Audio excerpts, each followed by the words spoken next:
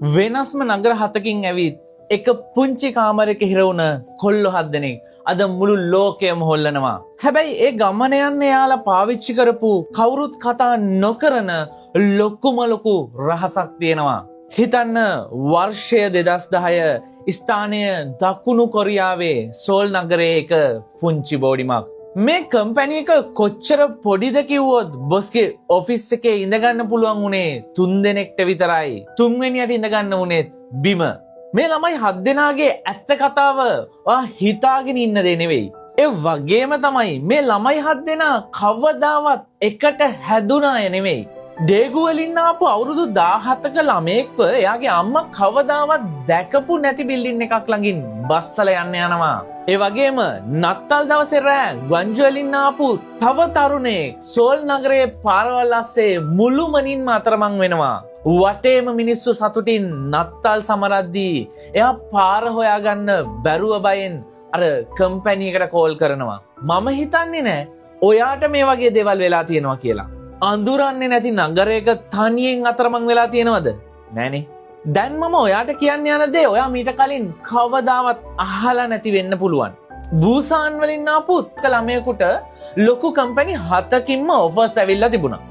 ඒත් එයා ඒ ඔක්කොම ප්‍රතික්ෂේප කරලා මේ පොඩි තැනට ආවේ YouTube එකේ දැකපු එක රැප් කරන අයියා කෙනෙක්ගේ වීඩියෝ එකක් හින්දා. හැබැයි මේ කතාවේ අමාරුම හරිය පටන් ගන්නෙ අන්න එතනින්. මම දැන් ඒක ඔයාලට කියන්න.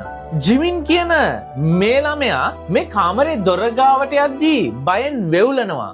එතන තිබුණු සපත්තු ගොඩ දැකලා මට කවදාවත් මෙයාලත් එක්ක ඉන්න බැරි වෙයි කියලා එයාට හිතෙනවා. හැබැයි මාව වඩාත්ම සංවේදී කරපු දේ තමයි මේක. අද ලෝකයේම දන්න බෙස්ට් පර්ෆෝමර්ස් ලගෙන් කෙනෙක් වෙන මේ ළමයාට ඒ කාලේ රැප් කරන්න පුළුවන්කමක් තිබුණේ නැහැ. කාමරේට ගිය ගමන් අනිත් ළමයි යාගේ ඉස්සරහා ෆ්‍රී ස්ටයිල් රැප් කරන්න ගත්තා. එයාට කිසිම දෙයක් කරගන්න බැරුව ගල් ගැහිලා හිටියේ. ඔයාටත් අනිත් අය ඉස්සරහා කිසිම දෙයක් කරගන්න බැරුව අසරණ වුණ දවස් තියෙනවද? ඔයා කාටවත් එහෙම දුකක් පෙන්වන්නේ නැතුව ඇතුලෙන් දුක් විඳලා තියෙනවද? මේ වෙලාවේ මම ඔයාගෙන් දෙයක් අහන්න කැමතියි. ජීවිතේ සමහර වෙලාවට අපි බිමට වැටෙනවා. අනිත් අය ඉස්සරහා ලැජ්ජාවටපත් වෙනවා. හරියට මේ ළමයි වගේ. ඒත් වැදගත් වෙන්නේ වැටෙන එක නෙවෙයි. කණ්ඩායමක් විදිහට ආයේ නැගිටින එක.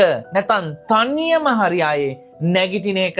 ඔයාට කොච්චර ප්‍රශ්න ආවත් කවදාවත් උත්සාහය අතාරින්නේ නැතුව ඉස්සරහට මෙන්න දඟලන කෙනෙක් නම් අනිවාර්යයෙන්ම පහලින් never give up කියලා කමෙන්ට් එකක් දාන්න. හැබැයි ඊට පස්සේ වුණ දේ අහන්න.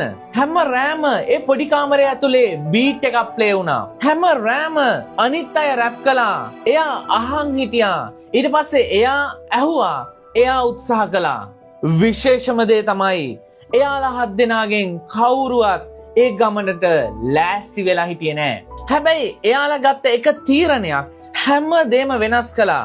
මම දැන් කියන්නම් අන්න ඒක මොකක්ද කියලා. ඔයාලට මතකද මම මුලින්ම කිව්වා අර කවුරුත් කතා නොකරන රහස ගැන. ඒක ටැලන්ට් එක නෙවෙයි. ඒක වාසනාව නෙවෙයි. ඒක තමයි අමාරුම වෙලාවේ කාටවත් එයාලව විශ්වාස නැති වෙලාවේ එකිනෙකා වෙනුවෙන් ඒ කාමරේ රැඳෙන්න එයාලා ගත්ත තීරණය. එයාලා එකිනෙකාට උදව් කළා. වැටෙන්න දුන්නේ නැහැ. ගමන අතාරින්න දුන්නෙත් නැහැ. එදා රැප් කරන්න බැරි වුණ ඒ අසරණ ළමයා වෙන කවුරුත් නෙවෙයි. අද මුළු ලෝකෙම දන්න ජේහොප්. අනික ඒ 7 දෙනා ඒ තමයි BTS. You could not rap in that environment. වටේ ඉන්න අය උත්සාහ කරද්දී එයාටත් ඒක නොකර ඉන්න බැරි වුණා. ඒක තමයි කණ්ඩායමක තියෙන බලය. අද ඔයා ඉන්න තැන ඔයාගේ අවසානය නෙවෙයි. ඔයා තාමත් ඉන්නේ හුස්ම ගන්නවත් බැරි පොඩි කාමරයක වෙන්න පුළුවන්. අඳුරන්නේ නැති මිනිස්සු එක්ක වෙන්න පුළුවන්. ඒත් ඒක ප්‍රශ්නයක් නෙවෙයි. හැම ශ්‍රේෂ්ඨ කතාවක්ම පටන් ගන්නේ ඔන්න ඔය වගේ තැනකින්. ප්‍රශ්නේ තියෙන්නේ මම මේකට ලෑස්තිද කියන එක නෙවෙයි. ප්‍රශ්නේ තියෙන්නේ ඔයා එතන රැඳි ඉන්නවද කියන එකේ. ඔයාගේ හිතට මේ කතාවෙන් ගැම්මක් ආව නම් මේ වීඩියෝ එක අනිවාර්යයෙන්ම ෂෙයා කරන්න, රීපෝස්ට් කරන්න, අනිත් අයටත් ඒ ගැම්ම ගන්න දෙන්න. ඒ වගේම ඔයා BTS ෆෑන් කෙනෙක් නම් අනිවාර්යයෙන්ම පහලින් ඒ අකුරු 3 කමෙන්ට් කරන්න අමතක කරන්න එපා. ඉතින් දිගට මේ වගේ කතා අහන්න මාවත් ෆලෝ කරලා තියාගන්න. එච්චරයි.